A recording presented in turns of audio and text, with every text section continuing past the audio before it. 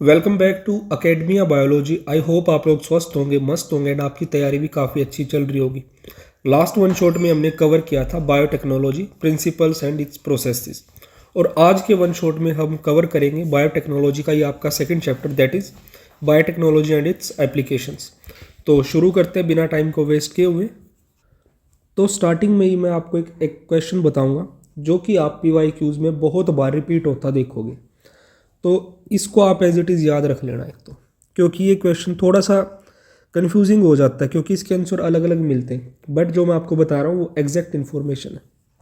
First, transgenic plant. First transgenic plant used for commercial production, used for commercial production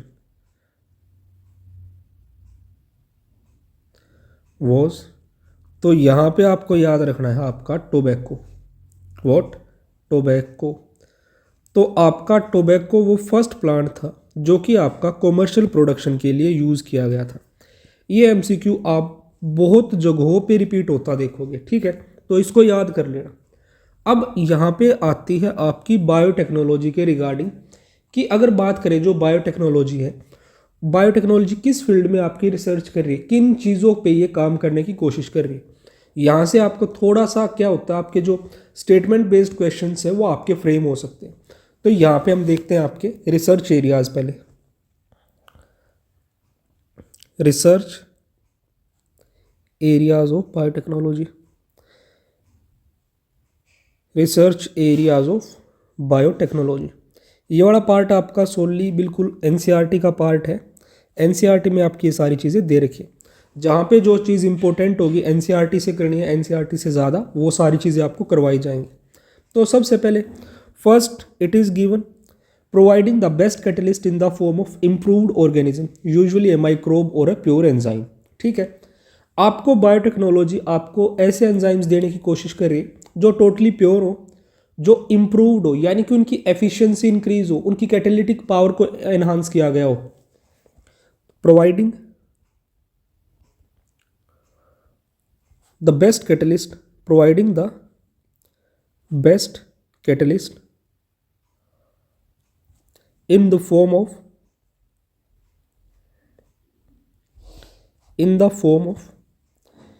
improved organism,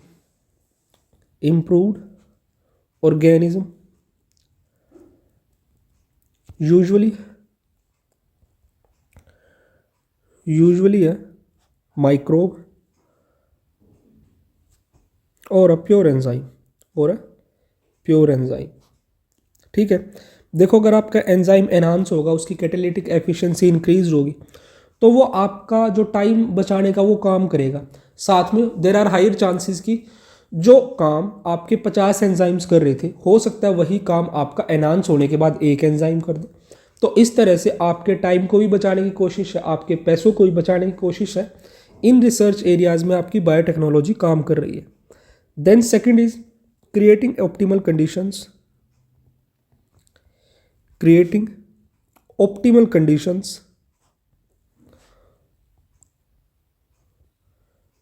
creating optimal conditions through engineering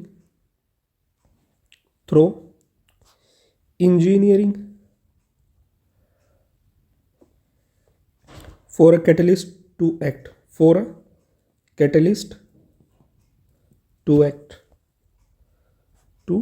act, ठीक है। एक यहाँ पे आपके जो catalyst है उनको काम करने के लिए बिल्कुल ऑप्टिमल कंडीशंस प्रोवाइड करने की कोशिश यहाँ की जा रही है। And third is your downstream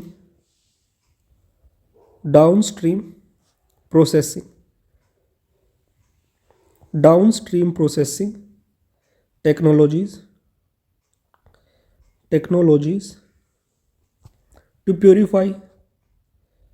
to purify the protein या ऑर्गेनिक कंपाउंड।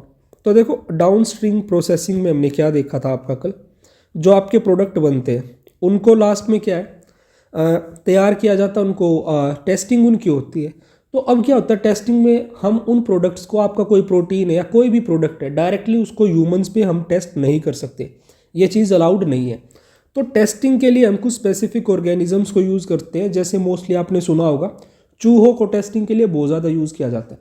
तो आज के टाइम पे क्या आपके जेनेटिकली मॉडिफाइड ऑर्गेनिजम्स बनाए जाते हैं, जिनको हम टेस्टिंग के लिए यूज़ करते हैं। ठीक है, कि कोई आपका प्रोडक्ट जो आपने बनाया वो टॉक्सिक तो नहीं है, ह्यूमंस के लिए यूज़फुल है या नहीं है, उसके कोई साइड इफ़ेक्ट्स तो नहीं होंगे बाद में।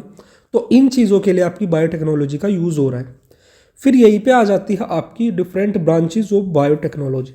इसके बारे में भी आपको थोड़ा सा आइडिया होना चाहिए, मे बी आपसे क्वेश्चन पूछ लिया जाए। ब्रांचेज ऑफ बायोटेक्नोलॉजी, आपकी बायोटेक्नोलॉजी की ब्रांचेज क्या क्या हैं। ठीक है, तो सबसे पहले आ जाती है आपकी first one is your red biotechnology. Red biotechnology, देखो जो आपकी रेड बायोटेक्नोलॉजी है ये यूज़ की जाती है आपकी for the treatment and analysis of genetic disease, production of drugs and antibiotics. तो इसके लिए हम क्या लिख सकते हैं, रेड बायोटेक्नोलॉजी किस चीज़ के लिए यूज़ हो रही है आपका, it is used in designing organisms, designing organisms, then आपका treating and analysing disease, treating and analysing disease, treating and analysing disease, और आपका लास्ट में production of drugs and antibiotics, production of drugs and antibiotics. ठीक है, तो इन चीज़ों के लिए आपका रेड बायोटेक्नोलॉजी का यूज़ हो रहा है। Then second is your blue biotechnology. Blue biotechnology, देखो जो आपकी ब्लू बायोटेक्नोलॉजी है, इट इज़ कंसर्न्ड और we can say related to the marine and aquatic organisms. ये आपकी जो मेराइन जो आपके ऑर्गेनिजम्स है उनसे रिलेटेड या एक्वेटिक ऑर्गेनिज्म से रिलेटेड जो भी काम आपका बायोटेक्नोलॉजी में हो रहा है वो आपका ब्लू बायोटेक्नोलॉजी के अंडर आता है। Marine and other aquatic organisms.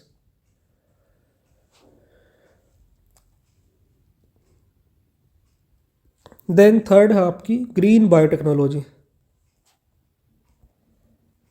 Green biotechnology, देखो वैसे तो आप लोग नाम से भी समझ रहे होंगे कि ग्रीन है तो किस चीज़ से रिलेटेड होगा, आपका एग्रीकल्चर जो फोकस्ड जितनी चीज़ें होंगी वो एग्रीकल्चरल प्रोसेसेस। इसमें आपका माइक्रो प्रोपोगेशन वगैरह भी आ जाता है। माइक्रो प्रोपोगेशन, ठीक है, वो जो आप कैलस वगैरह डेवलप करते हो फिर उस कैलस से आपका पूरा का पूरा ऑर्गेनिज्म पूरा प्लांट डेवलप कर लेते हो। अब लास्ट में बच जाती है आपकी क्या, white biotechnology. White biotechnology,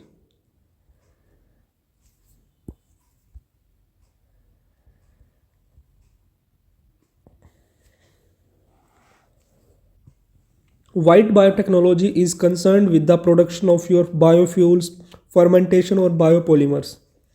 Production of biofuels, biopolymers and आपका fermentation and related to fermentation.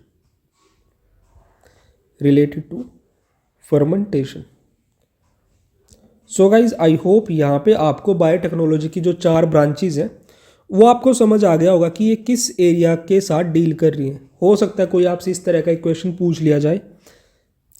अब समझो तुम्हारा जीएमओ क्या होता है। देखो वैसे तो तुम लोगों को पता होगा जीएमओ क्या होता है, ठीक है।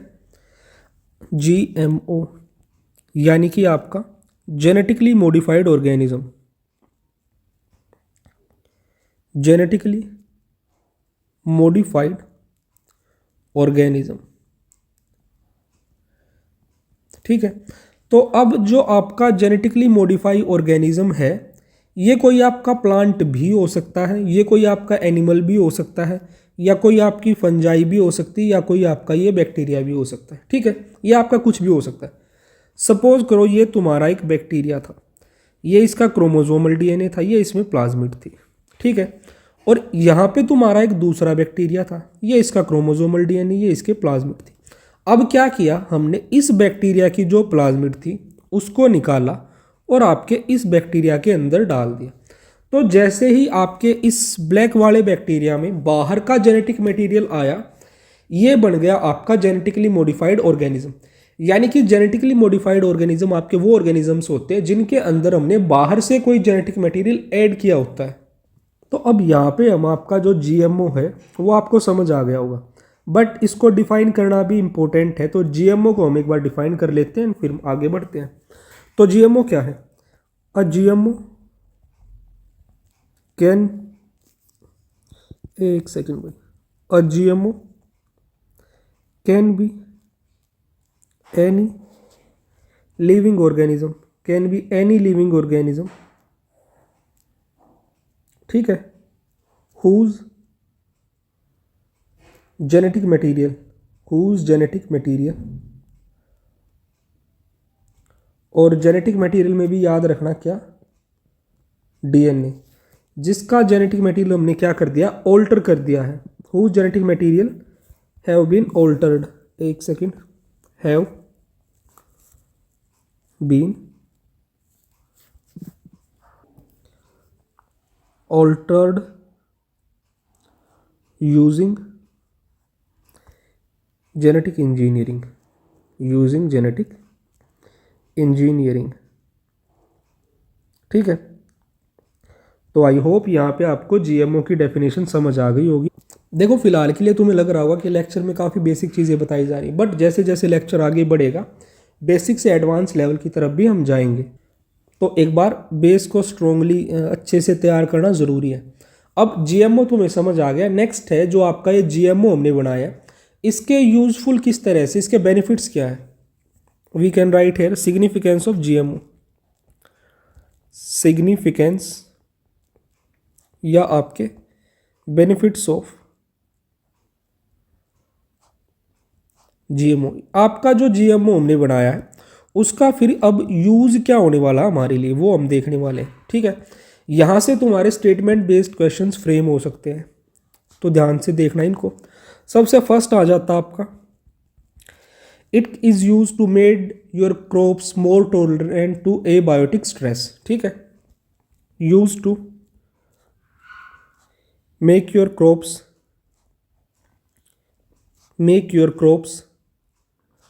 tolerant to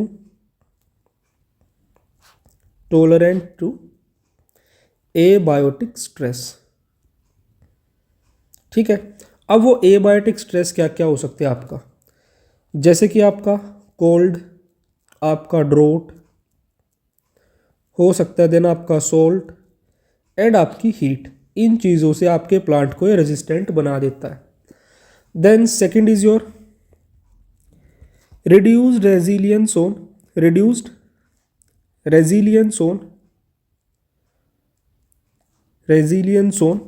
chemical pesticides।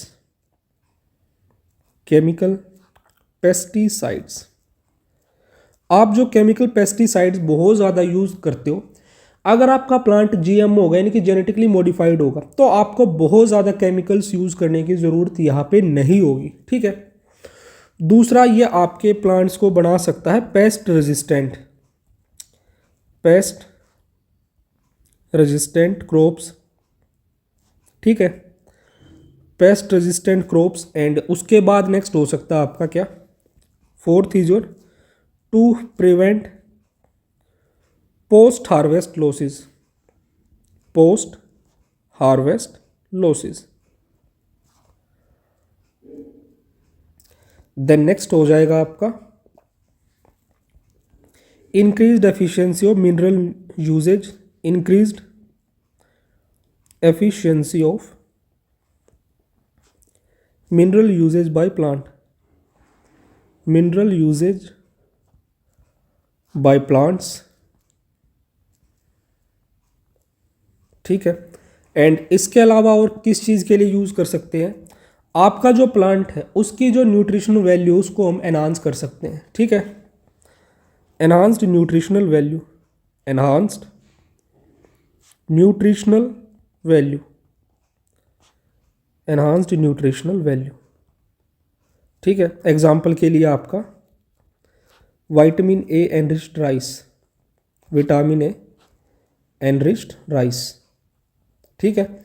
यानी कि आपकी राइस की एक ऐसी वैरायटी डेवलप की गई जिसको जेनेटिकली मॉडिफाई करके विटामिन ए उसमें भर भर के आपको मिलता है।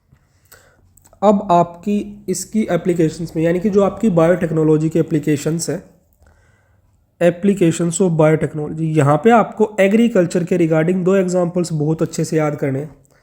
एप्लीकेशंस ऑफ बायोटेक्नोलॉजी, ठीक है। आपकी बायोटेक्नोलॉजी की जो एप्लीकेशंस है वो अलग अलग फील्ड में है। सबसे पहले अगर हम बात करें आपका एग्रीकल्चर की रिस्पेक्ट में, एग्रीकल्चर, तो एग्रीकल्चर के लिए आपको यहाँ पे दो एग्जाम्पल स्टडी करने थोड़ा सा अच्छे से, जिसमें फर्स्ट एग्जाम्पल है आपका क्या, इंसेक्ट रेजिस्टेंट प्लांट।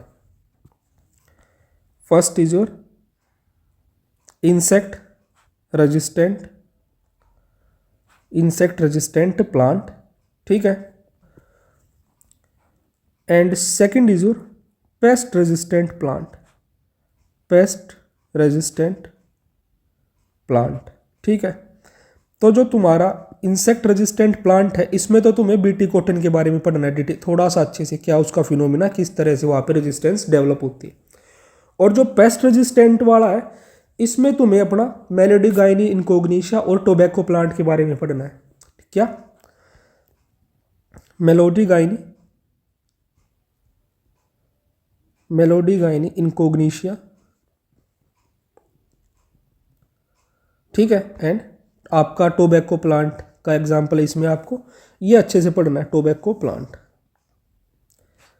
तो शुरू करते हैं सबसे पहले आपका बीटी कॉटन वाला, नेक्स्ट पेज से शुरू करेंगे ताकि एक एग्जाम्पल को हम एक ही पेज में यहाँ पे समअप कर दें।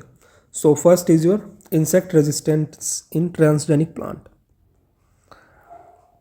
इंसेक्ट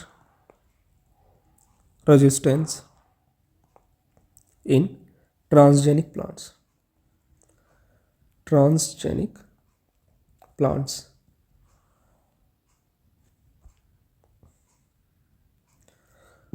तो यहाँ पे आपका पहले शुरू करेंगे किससे, आपके बीटी कॉटन से। तो यहाँ पे देखो बिल्कुल सिंपल लैंग्वेज में समझाऊंगा मैं आपको। एक बैक्टीरिया होता है जिसका नाम है बैसिलस थ्यूरिनजेनेसिस। क्या हमारे पास एक बैसिलस थ्यूरिनजेनेसिस नाम का बैक्टीरिया, थ्यूरिनजेनेसिस, ठीक है। ये क्या है, एक बैक्टीरिया है हमारे पास। ये बैक्टीरिया क्या करता है, ये बैक्टीरिया कुछ स्पेसिफिक टॉक्सिन्स प्रोड्यूस करता है। ये क्या करता है, bacillus thuringiensis produce toxins, produce toxins, ठीक है। और जो फिर ये आपके टॉक्सिन्स यहाँ पे प्रोड्यूस होते हैं, ये टॉक्सिन आपके इंसेक्ट्स को किल कर सकते हैं। क्या है, ये है आपके बीटी टॉक्सिन्स। टॉक्सिन्स का नाम है बीटी टॉक्सिन्स। और ये बीटी टॉक्सिन क्या कर सकते हैं, can kill the insect, can kill the insect, ठीक है। ये आपके इंसेक्ट को किल कर सकते हैं। एंड खास बात क्या है, without harming the plant, without harming the plant, आपके प्लांट को नुकसान पहुंचाए बिना ये आपके इंसेक्ट को मार देंगे, ठीक है। तो अब हम क्या करते हैं, जो तुम्हारा ये बैक्टीरिया है, ठीक है, इस बैक्टीरिया से क्या करेंगे,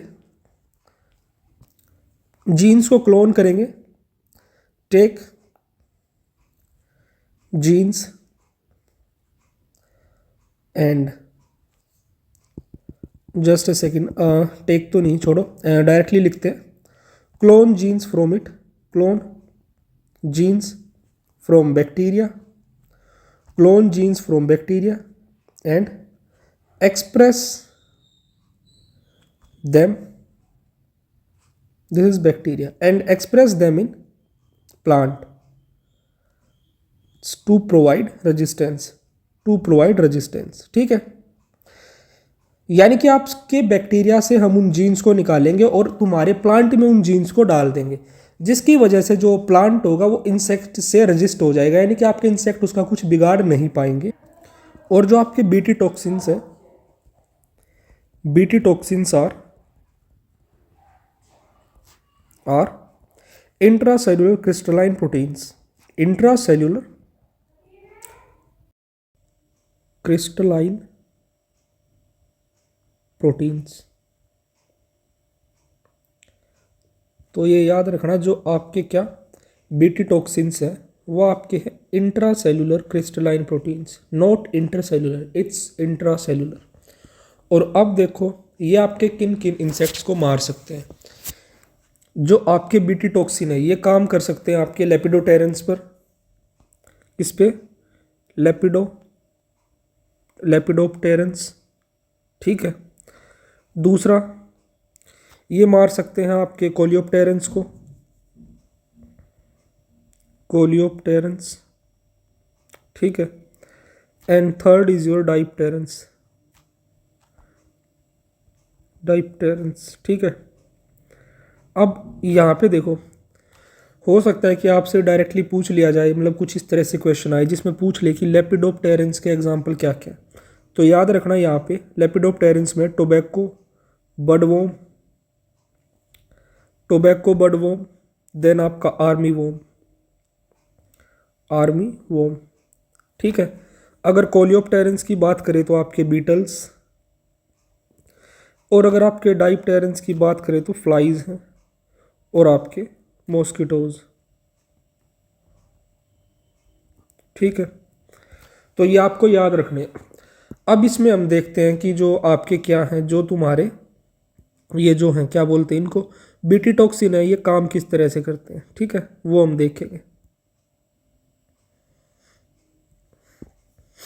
इसको लिख सकते हैं mechanism of action of BT toxin,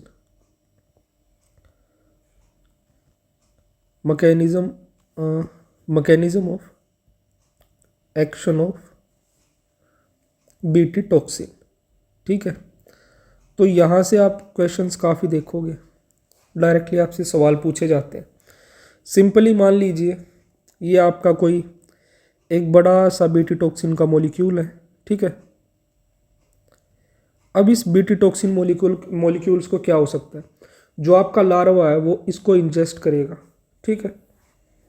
ये एक सेकेंड, ये कैसा आपका BT toxin, inactive BT toxin, ठीक है।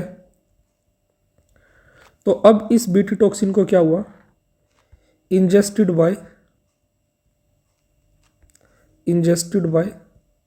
लार्वा, किसी लार्वा ने इसको इंजेस्ट कर लिया आपका, ठीक है, इस क्राई प्रोटीन क्रिस्टल को, इनएक्टिव बीटी टॉक्सिन, या आप बोल सकते हो इसको cry protein crystal, cry protein crystal, ठीक है।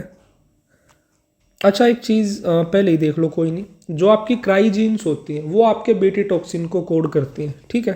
क्या, cry gene code BT toxin, आपकी क्राई जीन आपके बीटी टॉक्सिन को कोड करती है, ये आपको याद रखना। अब यहाँ पे क्या है कि अलग अलग क्राई जीन हो सकती है, जैसे कि क्राई जीन एक हो सकती है आपकी, याद रखना, क्राई 1 AC, दूसरी हो सकती है आपकी क्राई 2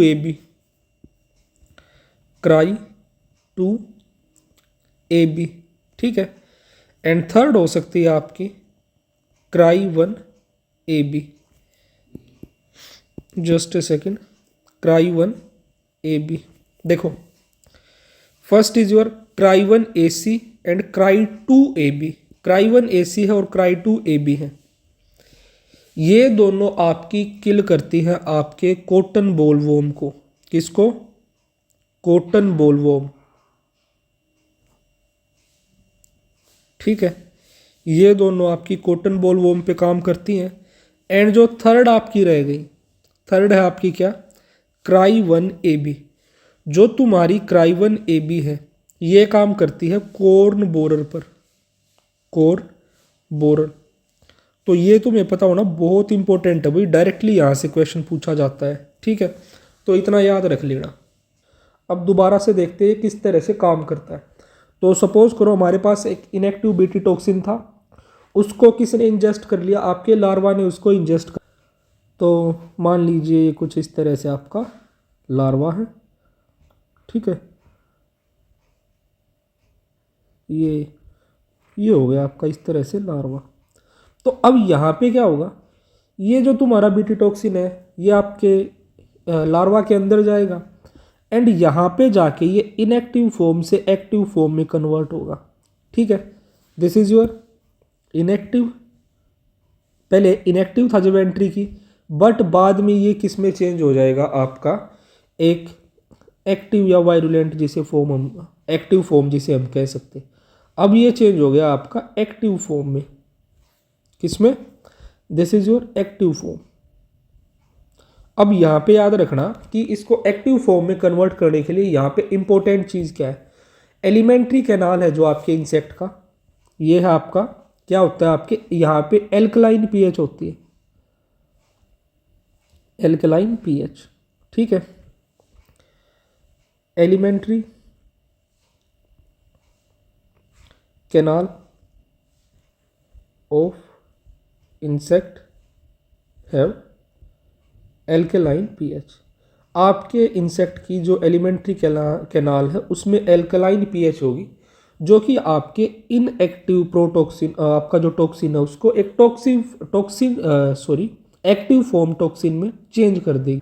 और फिर ये टॉक्सिन क्या करेगा, ये आपका मान लीजिए आपका जो ये इंसेक्ट है ये उसकी अंदर एपिथीलियम प्रेजेंट होगी, ये आपका टॉक्सिन ये आपकी एपिथीलियम पे क्या प्रेजेंट है, ये आपकी क्या है, दिस इज योर एपिथीलियम, ये है एपिथीलियम आपकी इंसेक्ट के अंदर, ठीक है। और ये अगर एपिथीलियम है तो ये आपका हो गया रिसेप्टर। तो आपका जो वो एक्टिव टॉक्सिन है वो आपके इस रिसेप्टर के साथ जाके बाइंड करेगा। तो सपोज करो आपका वो टॉक्सिन यहाँ पे आके बाइंड हो गया एंड बाइंड होने के बाद ये क्या करेगा, ये यहाँ पे आपका परफोरेशन कोज कर देगा। क्या कोज कर देगा, आपकी परफोरेशन कोज कर देगा, यानी कि जो आपकी एपिथीलियम थी उसमें इस तरह से यहाँ पे आपके पोर्स क्रिएट कर देगा। अब यहाँ पे अगर पोर्स क्रिएट हो जाएंगे तो उसकी वजह से क्या होगा, जो आपकी आयंस वगैरह वो आपकी लीक हो जाएंगी, ठीक है। तो ये क्या कोज कर दिया इसने यहाँ पे, दीज आर परफोरेशंस, ये हो गए आपके परफोरेशंस, ठीक है। तो इसको हम लिख लेते हैं, active toxin bind to gut receptors,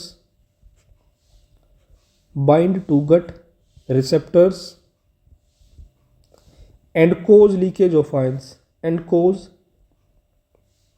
leakage of ions and small molecules, and small molecules, ठीक है। जिसकी वजह से क्या होगी, मिडगट मेम्ब्रेन डैमेज हो जाएगी, midgut membrane damage leads to starvation, ठीक है। एक तो स्टारवेशन के मारे वो मरेगा, दूसरा देर आर हायर चांसेस कि अगर एपिथीलियम में कोई डैमेज है तो वहाँ पे आपका कोई ब्लड इन्फेक्शन भी हो सकता है, ठीक है। तो ये चीज़ वहाँ पे होने वाली है। तो आई होप ये आपको अच्छे से समझ में आ गया होगा, ठीक है। इंसेक्ट्स में रेजिस्टेंस किस तरह से आती है आपकी बीटी टॉक्सिन की वजह से। नेक्स्ट है आपका paste resistance in transgenic plants. Paste resistance in transgenic plants.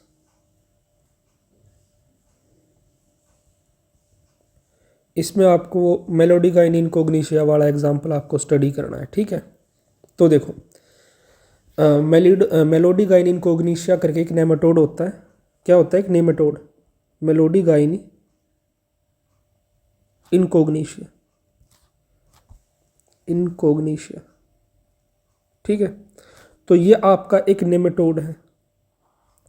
ये आपका जो नेमाटोड है ये इन्फेक्ट करता है आपके टोबैको प्लांट पे। क्या है ये, इट इज़ अ नेमेटोड, ये एक नेमेटोड है। At it and it infects, ये इन्फेक्ट किसको करता है? आपके टोबैको प्लांट को, टोबैको प्लांट, ये आपके टोबैको प्लांट को इन्फेक्ट करता है। एंड टोबैको प्लांट भी मेनली उसकी रूट्स को ये अफेक्ट करता है। तो इस इन्फेक्शन को रोकने के लिए यहाँ पे एक फिनोमिना यूज़ किया जाता है जिसको हम बोलते हैं आपका आरएनए इंटरफेरेंस, आरएनए इंटरफेरेंस। इस आरएनए इंटरफेरेंस की मदद से हम इस इन्फेक्शन को रोक देते हैं। तो आरएनए इंटरफेरेंस में सिंपली क्या होता है? RNA interference is the phenomena of inhibiting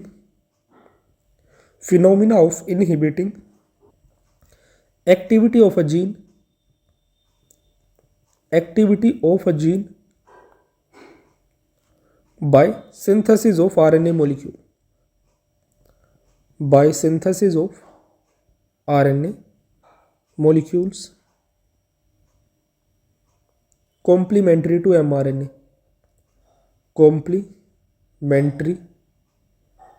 complementary to mRNA।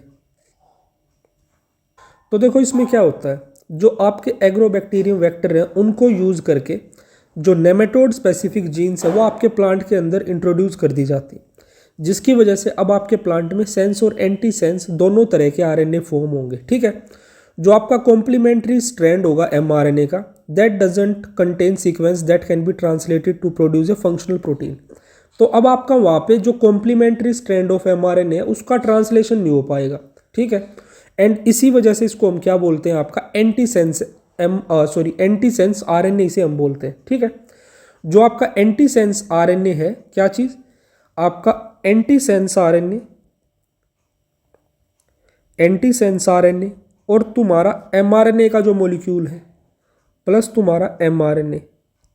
ठीक है, एंटीसेंस आरएनए और तुम्हारा एमआरएनए, ये दोनों मिलके यहाँ पे आपका एक डुप्लेक्स आरएनए मॉलिक्यूल फॉर्म कर देंगे। क्या फॉर्म कर देंगी? Duplex RNA molecule.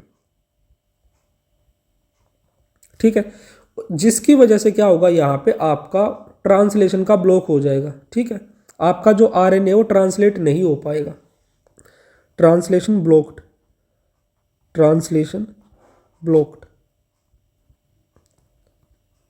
और इस तरह से आपके जो प्लांट है उसमें यहाँ पे रेजिस्टेंस डेवलप हो जाएगी।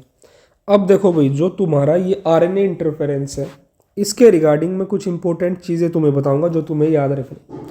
एक तो ये आरएनए इंटरफेरेंस के बारे में याद रखना, ये सभी यूकारियोटिक ऑर्गेनिजम्स में होता है। किसमें?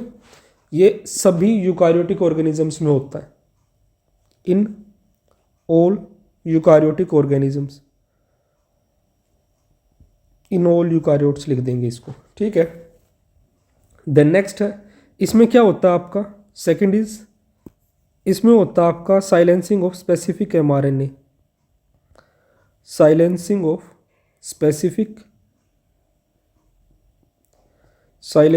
स्पेसिफिक एमआरएनए होती है इसमें आपकी। ठीक है, इसमें क्या होता है आपका? जो आपका कॉम्प्लीमेंट्री डबल स्ट्रैंडेड डीएसआरएनए है, इसी की बाइंडिंग की वजह से क्या होगा? ट्रांसलेशन रुक जाएगा ड्यू टू कॉम्प्लीमेंट्री DSRNA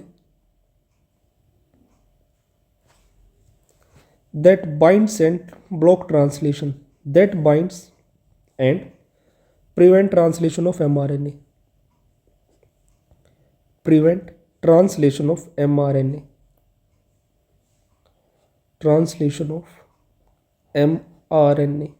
ठीक है, तो यहाँ पे जो आपका रुकता है ट्रांसलेशन, वो किसकी वजह से रुकता है? डबल स्ट्रैंडेड आरएनए की वजह से। याद रखना, double stranded, not single stranded.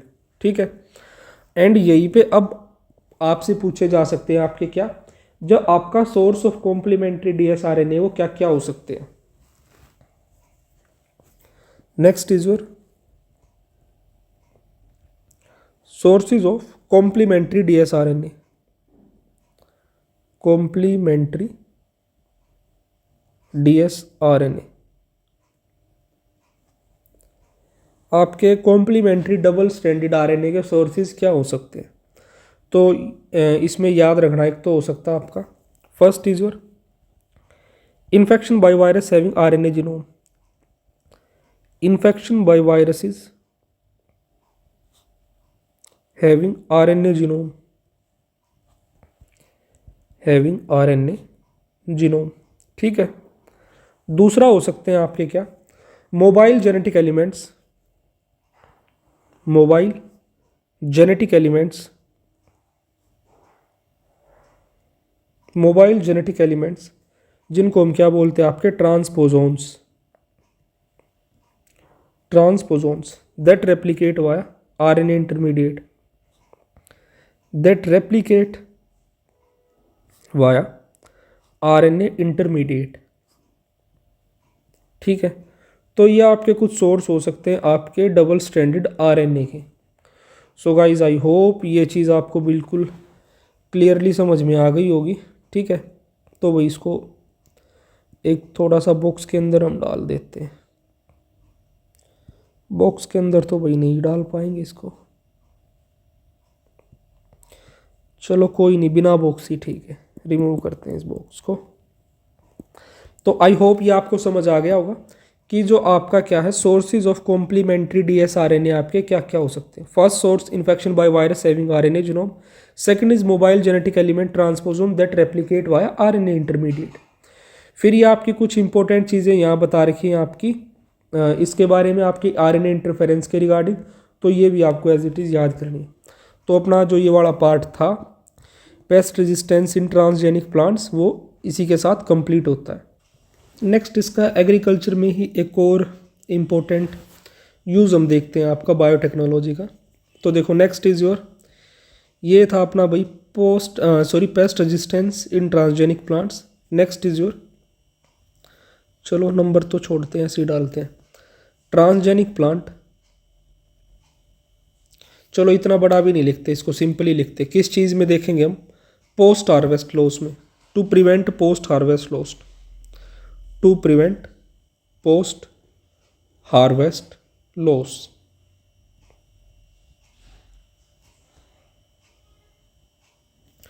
तो देखो आपने एक नाम सुना होगा, एक टमाटर की वैरायटी डेवलप की गई थी जिसका नाम था फ्लेवर सेवर टमाटो, ठीक है। क्या था, फ्लेवर सेवर, फ्लेवर सेवर, ये आपका क्या था, टोमेटो। देखो यूजुअली जो टोमेटो या टमाटर जिसे हम बोलते हैं क्या होता है, वो जल्दी ख़राब हो जाते हैं। तो उनकी शेल्फ लाइफ को बढ़ाने के लिए यहाँ पे हमने क्या किया, यहाँ पे आपकी एक जीन थी, क्या नाम था, जीन का नाम क्या था इसमें, आपके टमाटर में एक जीन थी पॉलीगैलेक्टोयूरोनेज, सॉरी एक जीन थी जो एक एंजाइम को कोड कर रही थी। उस एंजाइम का नाम था पॉलीगैलेक्टोयूरोनेज, पॉलीगैलेक्टोयूरोनेज। तो आपके टमाटर में एक जीन थी जो कि एक एंजाइम को कोड करती थी और एंजाइम का नाम था पॉलीगैलेक्टोयूरोनेज। तो यहाँ पे इस फ्लेवर सेवर टोमेटो में इस पॉलीगैलेक्टोयूरोनेज का क्या था, एक्सप्रेशन ब्लॉक कर दिया गया, have been blocked, polygalacturonase have been blocked. और इसकी वजह से क्या था, जो तुम्हारा टोमेटो था उसकी जो शेल्फ लाइफ थी वो इंक्रीज हो गई। ये जो एंजाइम है, this enzyme is responsible for, this enzyme is responsible for softening of fruits, softening of fruits by degrading pectin, by degrading pectin, ठीक है। अब जब ये एंजाइम ही नहीं मिलेगा तो आपकी पेक्टिन भी डैमेज नहीं होगी, जिसकी वजह से आपके टोमेटोज़ की जो वैरायटी थी उसकी शेल्फ लाइफ यहाँ पे इंक्रीज हो जाएगी। फिर यहीं पे आपके डेवलप किए गए थे क्या, vitamin A enriched rice, vitamin A enriched rice, जिनमें आपकी विटामिन ए की अच्छी खासी क्वांटिटी आपको मिलती थी। फिर यहीं पे एक डेवलप किया गया था आपका ब्रेसिका नेपस को, ठीक है, शलगम जिसे हम बोलते हैं। जो आपकी ब्रेसिका नेपस थी, क्या चीज़, थोड़ा सा शलगम जैसा कुछ कलर यूज़ करते हैं भाई, क्या जस्ट ए सेकेंड, क्या थी आपकी? Brassica napus. ठीक है, तो यहाँ पे आपका क्या किया गया, ब्रेसिका नेपस के अंदर आपकी जीन्स डाली गई, जिसकी वजह से यहाँ पे हमने ब्रेसिका नेपस से प्रोड्यूस करवाया हाइरुडीन। तो ब्रेसिका नेपस से हमें क्या मिला आपका? हाइरुडीन। ठीक है, और ये हाइरुडीन आपका क्या होता है आपको पता भी होगा, ये आपका एक ब्लड कोएगुलेंट होता है। सॉरी कोगुलेंट नहीं, एंटी कोगुलेंट। हाइरुडीन आपका क्या है? इट्स एन एंटी को, जस्ट ए सेकेंड भाई, ये है आपका एक एंटी कोएगुलेंट, आपके ब्लड को ये जमने नहीं देता। ठीक है, एक सेकेंड भाई, anti coagulant. So guys I hope इतनी चीज़ आपको समझ में आ गई होंगी। तो आपका ब्रेसिका नेपस में हाइरुडीन के लिए जीन्स डाली गई, फिर वो जो आपका हाइरुडीन है वो आपके ब्रेसिका नेपस में आपका फॉर्म होगा, वहीं पे एक्यूमुलेट हो जाएगा, जिसको हम बाद में एक्सट्रैक्ट करके यूज़ कर सकते हैं। और फिर नेक्स्ट आ जाता है आपका बायोटेक्नोलॉजी का यूज़ किस में? आपका मेडिसिन्स में। तो नेक्स्ट पेज पे लिख देते हैं वही,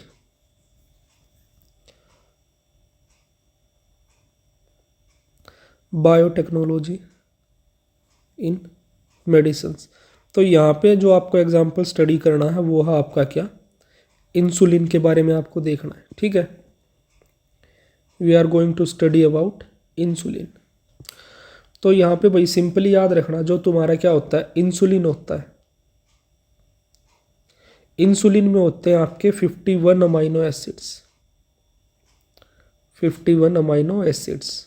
ठीक है, अब जो तुम्हारा इंसुलिन है उसमें आपकी कुछ चेन्स होती हैं। चेन कौन सी होती है? एक होती है ए चेन, एक होती है बी चेन। जो ए चेन है उसमें 21 अमाइनो एसिड्स होते हैं, और जो आपकी बी चेन है उसमें आपके 33 अमाइनो एसिड होते हैं। बच जाती है आपकी सी चेन, जिसको सी चेन। एक सेकंड में, थोड़ी सी शायद गलती हो गई हमसे। ये है आपकी क्या? दिस इज सी चेन जिसमें 33 अमाइनो एसिड होते हैं। एक होती है बी चेन जिसमें हमारे 30 अमाइनो एसिड होते हैं। क्या होते हैं? 30।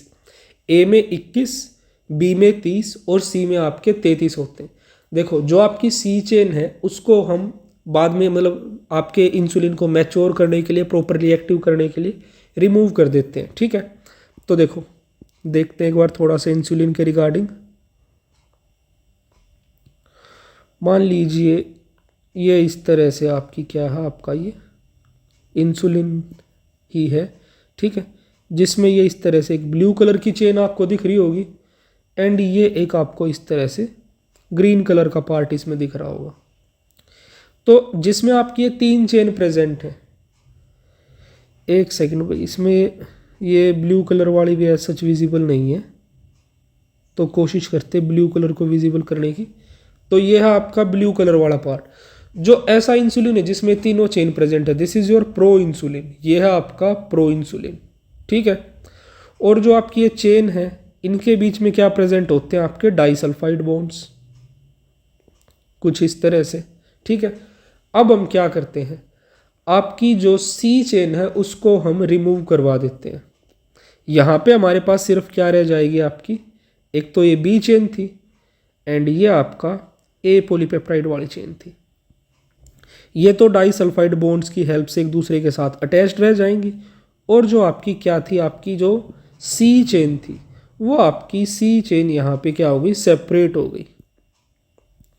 This is your free C peptide, यह है आपका फ्री सी पेप्टाइड, ये आपका सेपरेट हो गया है। एंड ये हो गया आपका एक तरह से मैच्योर इंसुलिन, जिसे हम बोल सकते हैं मैच्योर इंसुलिन। ठीक है, तो अब इसके लिए हम क्या करते हैं, देखो हम आपकी जो ए चेन है, this is your A and this is your B chain, इन बी चेन को हम अलग अलग आपका सिंथेसाइज करवा लेते हैं। एंड सिंथेसाइज करने के बाद में इनमें आपके ये जो क्या है, आपके डाइसल्फाइड जो लिंकेजेस है, बाद में इनको हम ऐड कर देते हैं। ठीक है, और इस तरह से आपका जो एक तरह से आर्टिफिशियल जो इंसुलिन है वो आपका फॉर्म हो जाता है।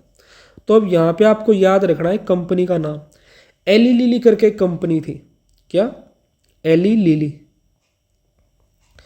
एली लिली एक फर्स्ट अमेरिकन कंपनी थी, first American company,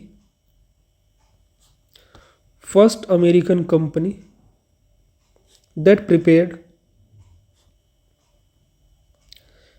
prepared two DNA sequences, two DNA sequences corresponding to A and B chains, corresponding to A and B chains। ठीक है, जिन्होंने आपके A और B चेन के DNA सीक्वेंस तैयार किए एंड बाद में क्या किया, इनके बीच में आपके डाइसल्फाइड बॉन्ड इंट्रोड्यूस कर दिए। अब क्या हुआ, इन्होंने डीएनए सीक्वेंस तैयार किया आपकी किसके, चेन ए और बी के ऑफ ह्यूमन इंसुलिन। ठीक है, ह्यूमन इंसुलिन की जो थी आपकी chains, then introduced them in plasmids of E coli. फिर उन डीएनए सीक्वेंसेस को आपके प्लाज्मिड ई कोलाई के प्लाज्मिड में डाल दिया, plasmids of E coli, to produce insulin chains, to produce insulin chains. ठीक है, अब यहाँ पे क्या हुआ, जो आपकी चेन ए और जो बी चेन थी वो सेपरेटली यहाँ पे प्रोड्यूस होंगी, बाद में जिनमें हम डाइसल्फाइड बॉन्ड इंट्रोड्यूस करके आपका इंसुलिन बना सकते हैं। तो यहाँ पे आपको याद रखना किस कंपनी का नाम, Eli Lilly was the first company, and year भी यहाँ पे याद रख लेना, ईयर कौन सा था, 1983 में। ठीक है, मे भी आपसे पूछ लिया जाए इस तरह से तो आपको पता होना चाहिए। एंड इंसुलिन के बारे में जो इन्फॉर्मेशन आपको पहले दी गई है, इंसुलिन में होते ही 51 अमाइनो एसिड, ए चेन में 21 है, बी चेन में 30 है, सी चेन में 33 है। तो मे भी आपसे स्टेटमेंट बेस्ड क्वेश्चन में हो सकता है ये इन्फॉर्मेशन आपसे पूछ ली जाए, तो आपको ये पता होना चाहिए। देखो जो आपका इंसुलिन था वो आपका फर्स्ट प्रोटीन नहीं था, यहाँ पे आपको याद रखना है सोमेटोस्टेटिन आपका फर्स्ट प्रोटीन था। क्या चीज़, सोमेटोस्टेटिन, सोमेटोस्टेटिन यानी कि आपका ग्रोथ इनहिबिटिंग हार्मोन होता है ये, जिसमें आपके 14 अमाइनो एसिड्स होते हैं, 14 अमाइनो एसिड्स इसमें होते हैं। ये आपका फर्स्ट प्रोटीन था, first human proteins to be produced in E coli, first human protein to be produced in E coli, to be produced in E coli. जो आपकी ई कोलाई में प्रोड्यूस किया गया ये वो आपका फर्स्ट ह्यूमन प्रोटीन था। I hope, just a second, वही होप से पहले डब्बा गलत हो गया। सो गाइज आई होप कि आपको ये चीज़ें समझ आ गई होंगी, एंड इसको भी याद रख लेना, मे भी आपसे पूछ लिया जाए what was the first human protein to be produced, तो आंसर आपको पता होना चाहिए सोमेटोस्टेटिन। तो अब मूव करते हैं नेक्स्ट पार्ट पे। तो देखो भाई यहीं पे ना मैं एक छोटी सी इन्फॉर्मेशन बताऊंगा, पूरा कॉन्सेप्ट तो मैं आपको यहाँ नहीं बताने वाला हूँ क्योंकि काम का नहीं है, बट जो इम्पोर्टेंट चीज़ है वो देख लेना। एक आपने नाम सुना होगा, एमएससी में पढ़ा भी होगा, हाइब्रिडोमा टेक्नोलॉजी होती है। ठीक है, ये जो हाइब्रिडोमा टेक्नोलॉजी है ये किस लिए यूज़ की जाती है, it is used for the production of, to produce, क्या प्रोड्यूस करने के लिए, मोनोक्लोनल एंटीबॉडीज़, मोनोक्लोनल एंटीबॉडीज़ बनाने के लिए आपकी यूज़ की जाती है। ठीक है, अब इसमें एक तो तुम्हें क्या याद रखना है कि जो तुम्हारी हाइब्रिडोमा टेक्नोलॉजी यूज़ किस लिए की जाती है, मोनोक्लोनल एंटीबॉडीज़ प्रोडक्शन के लिए। और दूसरी चीज़ तुम्हें याद रखनी है, ये दी किसने थी, it was given by Kohler and आपका मिल्स्टीन, ये दी थी आपकी कोलर और मिल्स्टीन ने दी थी। पूरा कॉन्सेप्ट ना पूछे, बट ये जो दो क्वेश्चन है ना, काम क्या है इसका और दी किसने है, ये आपसे बिल्कुल पूछे जाने के 100% चांसेस है, तो इसको याद रख लेना हाइब्रिडोमा टेक्नोलॉजी में। ठीक है, देन नेक्स्ट मूव करते हैं आपका जीन थेरेपी की तरफ। तो देखो जीन थेरेपी के बारे में देखते हैं अब थोड़ा सा, जो इन्फॉर्मेशन आपको पता होनी चाहिए सिर्फ उतना ही कवर करेंगे। देखो वैसे तो जो आपकी जीन थेरेपी है ना इसके कई सारे आपके टाइप्स हो सकते हैं, बट आपको यहाँ पे वो टाइप्स वगैरह नहीं पढ़ने, जो इंपॉर्टेंट पॉइंट्स है वही आपको देखने। तो जीन थेरेपी को तुम सिंपली ये समझ सकते हो कि क्या होता है, कई बार आपकी बॉडी में कुछ आपकी जीन्स खराब हो जाती हैं, ठीक है, तो उन जीन्स को रिप्लेस कर देते हैं हम जीन थेरेपी की हेल्प से, ठीक है, ताकि कोई भी फंक्शनिंग डिसरप्ट ना हो। तो जीन थेरेपी को पहले डिफाइन कर लेते हैं। It is a collection of it is a collection of methods that allows correction of gene defect, that allows correction of gene defect, ठीक है। अब जीन थेरेपी के बारे में थोड़ी सी एक खास बात क्या है कि जो जीन थेरेपी वो तुम्हारी बर्थ से पहले दी जाए तो बहुत ज़्यादा कारगर ये साबित हो सकती है। Should be given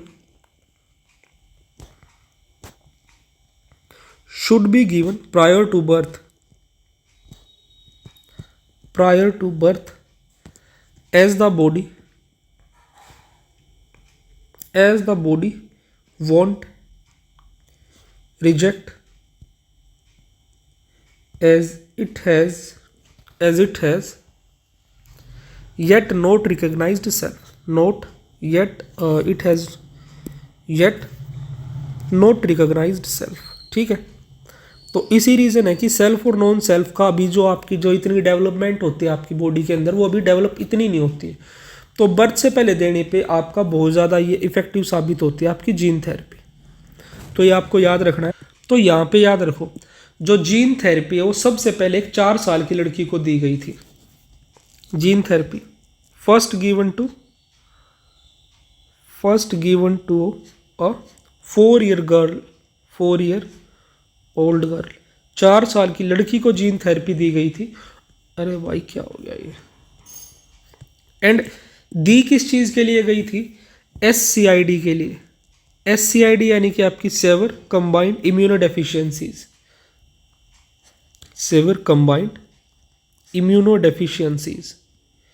immunodeficiency. तो इस SCID में क्या होता है, आपका एक एंजाइम होता है ADA। इसमें क्या होता है, आपका एक ADA नाम का एंजाइम होता है, इसमें दिक्कत आ जाती है आप। तो इसको लिख सकते हैं हम, SCID में क्या होता है आपका म्यूटेशन इन जीन एनकोडिंग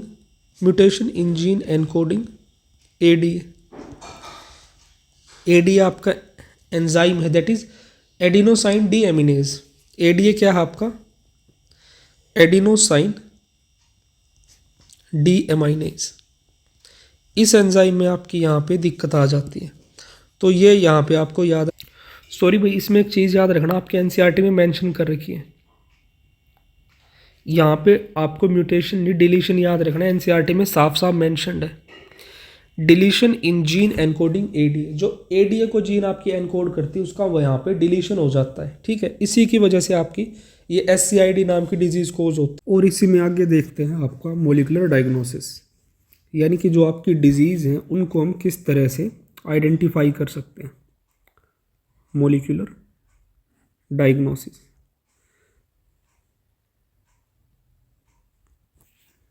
तो देखो भाई, अगर बात की जाए जो आपके कन्वेंशनल तरीके थे, कन्वेंशनल तरीकों में जो आपकी डिजीज़ है जब बहुत ज़्यादा फैल जाती थी, यानी कि एक खतरनाक वाली स्टेज पे पहुंच जाती थी, तभी हम उसका पता लगा सकते थे। बट फिलहाल आपकी टेक्नोलॉजी की डेवलपमेंट की वजह से अर्ली स्टेज पे भी हम आपकी डिजीज़ के बारे में पता लगा सकते हैं, ठीक है। तो यहाँ पे डायग्नोसिस के लिए क्या क्या चीज़ यूज़ की जाती है? यहाँ पे मोलिकुलर डायग्नोसिस के लिए यूज़ किया जाता है आपका PCR, polymerase chain reaction. Next आपका rDNA टेक्नोलॉजी। देन उसके साथ साथ हम यूज़ करते हैं आपका ELISA। देखो, PCR पॉलीमरेज चेन रिएक्शन हम आपकी कॉपीज प्रोड्यूस करने के लिए यूज़ करते हैं जेनेटिक मटेरियल की। बट अब ELISA एंजाइम लिंक्ड इम्यूनोसॉर्बेंट ऐसे, it is enzyme linked immunosorbent ऐसे, तो आपका जो एलाइजा है इसके बारे में थोड़ा सा देख लो कि एलाइजा आपका है क्या। देखो जो तुम्हारा एलाइजा है ये एक एंटीजन एंटीबॉडी की रिएक्शन पे बेस्ड प्रिंसिपल है। क्या है ELISA? It is based on principle of based on it is based on principle of antigen antibody interaction, antigen antibody interaction।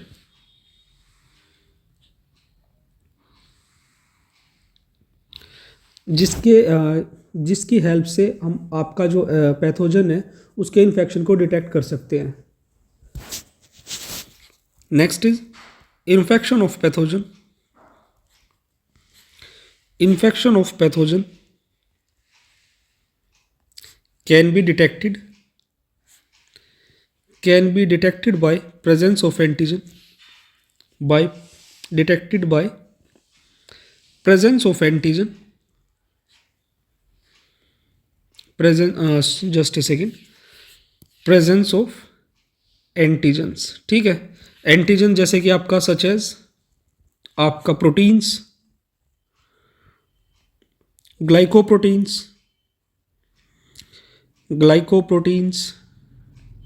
etc. By detecting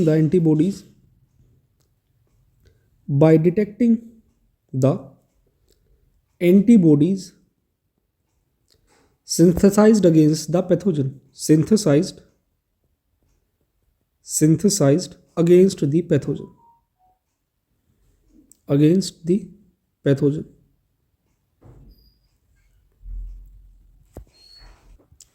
और आपका यहाँ पे ऑटो रेडियोग्राफी की हेल्प से भी हम डिटेक्ट करते हैं, आपका मोलिकुलर डायग्नोसिस किया जाता है बाय यूजिंग अ प्रोब। तो अब यहाँ देखो प्रोब आपकी क्या होती है, what is probe.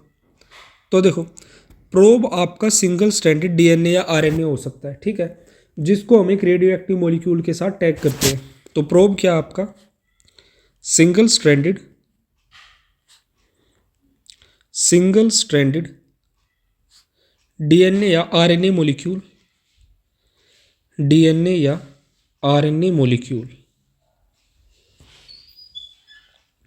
Tagged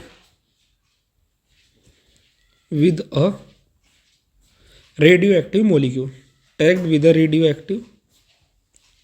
molecule, I hope आपको प्रोब क्या होता है वो समझ में आ गया होगा। देखो अब इसमें क्या करते हैं, जो आपकी प्रोब है उसको हाइब्रिडाइज करने दिया जाता है आपके डीएनए के साथ, जिस भी डीएनए के साथ एक कॉम्प्लीमेंट्रिटी शो करेगी, और फिर बाद में हाइब्रिडाइजेशन के बाद इसको हम ऑटो रेडियोग्राफी की हेल्प से उसको विजुअलाइज करते हैं, और फिर जिस भी क्लोन में आपकी म्यूटेटेड जीन होगी वो आपकी फोटोग्राफिक फिल्म पे अपीयर नहीं होगी, क्योंकि जो प्रोब होगी वो आपकी म्यूटेटेड जीन के साथ कॉम्प्लीमेंटेरिटी शो नहीं करेगी। क्या चीज़? The probe will not have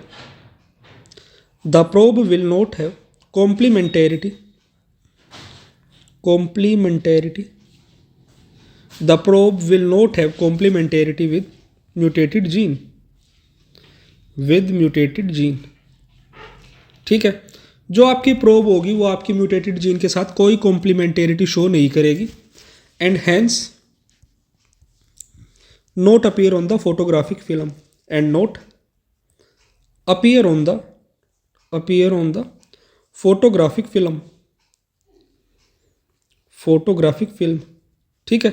और वो फिर आपकी फोटोग्राफिक जो फिल्म होगी उस पर भी आपकी ऑटो रेडियोग्राफी में हमें दिखाई नहीं देगी।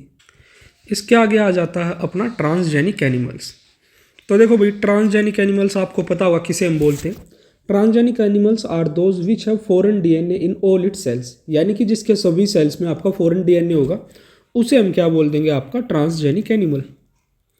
Next is your transgenic animals.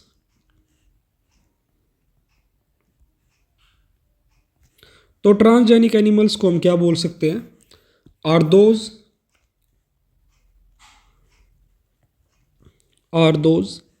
Which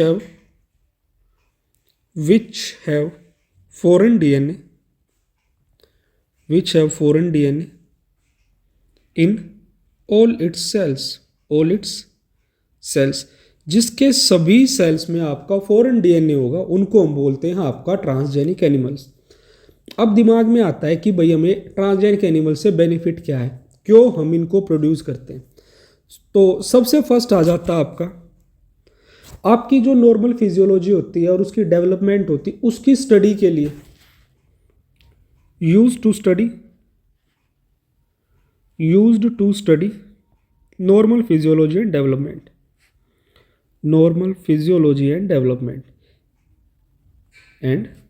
development, यानी कि देखो आपकी बॉडी में बहुत सारे ग्रोथ फैक्टर्स होते हैं, हॉर्मोन्स होते हैं, तो उनका आपके मतलब बॉडी पे क्या असर पड़ता है, तो उस डेवलपमेंटल स्टडी के लिए हम ट्रांसजेनिक एनिमल्स का यूज़ करते हैं।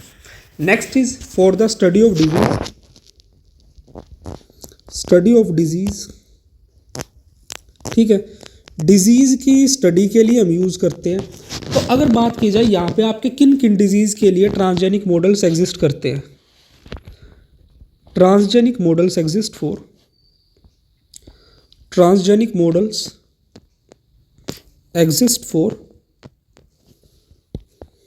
एक सेकेंड भाई, ट्रांसजेनिक मॉडल्स एग्जिस्ट फॉर, तो कुछ एक आपकी डिजीज़ देखते हैं जिनके लिए आपके ट्रांसजेनिक एनिमल्स अवेलेबल हैं। तो इसमें थोड़ा सा याद रख लेना, आपकी एक तो कैंसर, सिस्टिक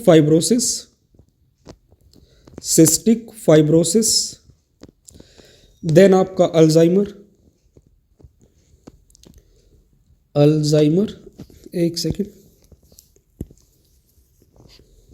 अल्जाइमर्स, ठीक है, और है आपका रूमेटॉइड अर्थराइटिस।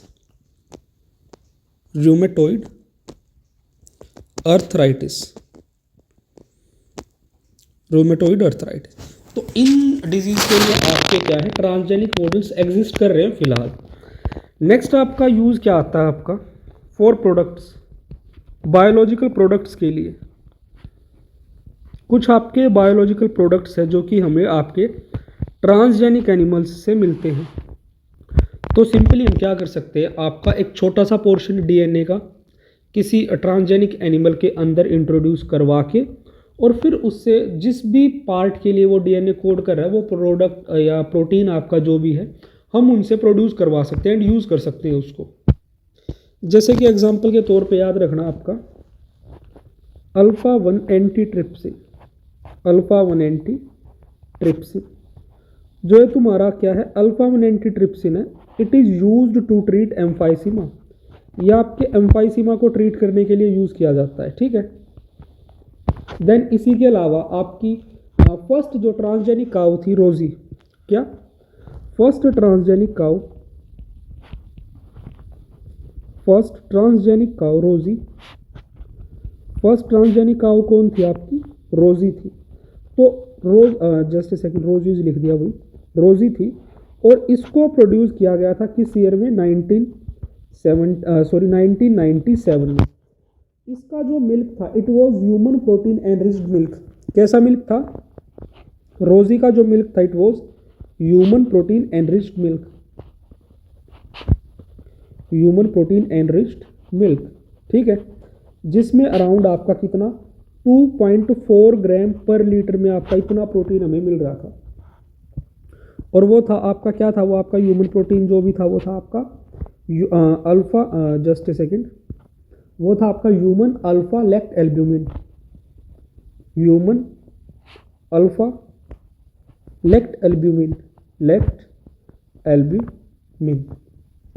आई होप यहाँ तक जो भी बताया गया वो आपको अच्छे से समझ आ गया होगा। नेक्स्ट इनका हम यूज़ करते हैं भैया आपका वैक्सीन सेफ्टी टेस्टिंग के लिए, ठीक है, और हो सकता है आपका केमिकल सेफ्टी टेस्टिंग के लिए,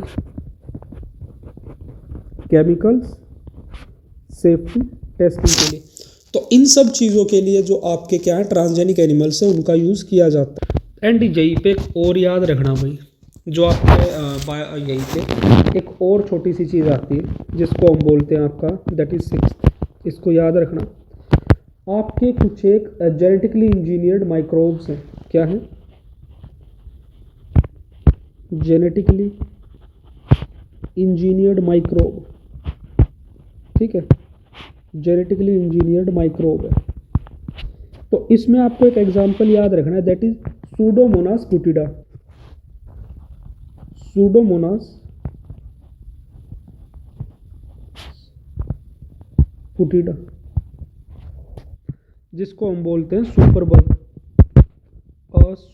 सुपर बग, ठीक है, इसको हम सुपर बग बोलते हैं। एंड ये सूडोमोनास पुटिडा है क्या? ये आपका एक बैक्टीरिया है, जेनेटिकली इंजीनियर्ड बैक्टीरिया है ये। This is a genetically engineered bacteria, जिसको हम बायो रेमिडिएशन में यूज़ करते हैं। बायो रेमिडिएशन में किस तरह से यूज़ करते हैं? ये आपकी कुछ एक स्पीसीज है जो कि आपकी ऑयल ईटिंग बैक्टीरिया है, ठीक है। These are what? Oil eating bacteria, oil eating bacteria. तो कई बार समुद्र वगैरह में जो आपका सोयल में या आपका जो समुद्र में जो पानी है उसमें आपका पेट्रोलियम पोल्यूशन है या ऑयल स्पिलिंग है, उसको ट्रीट करने के लिए यूज़ किया जाता है।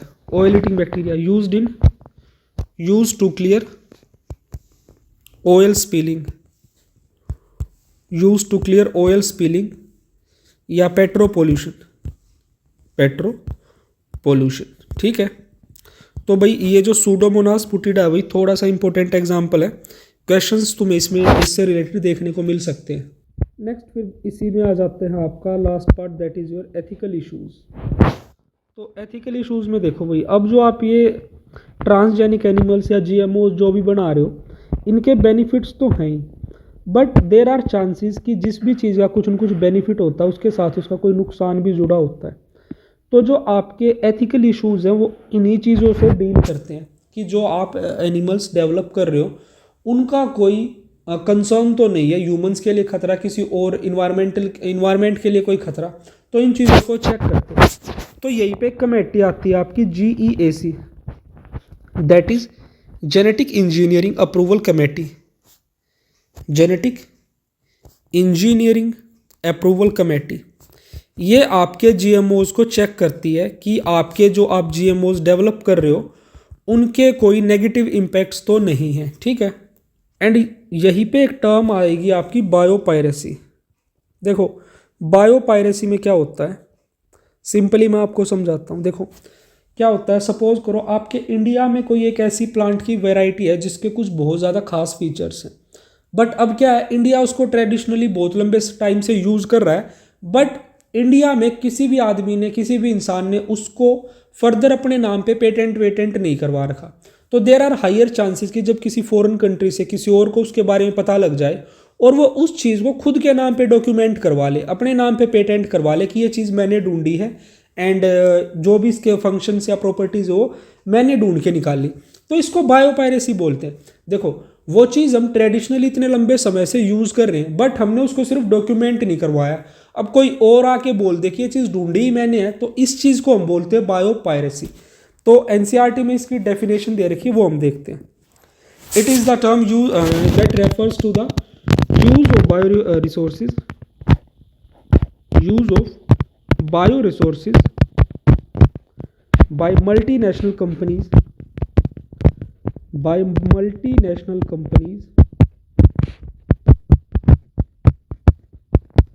and other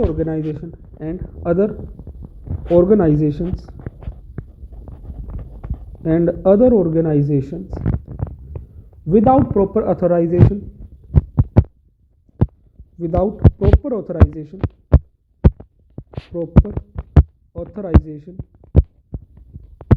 from the countries and people from the countries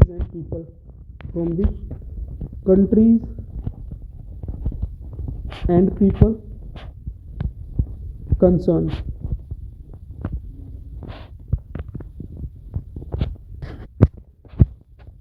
without compensatory payment।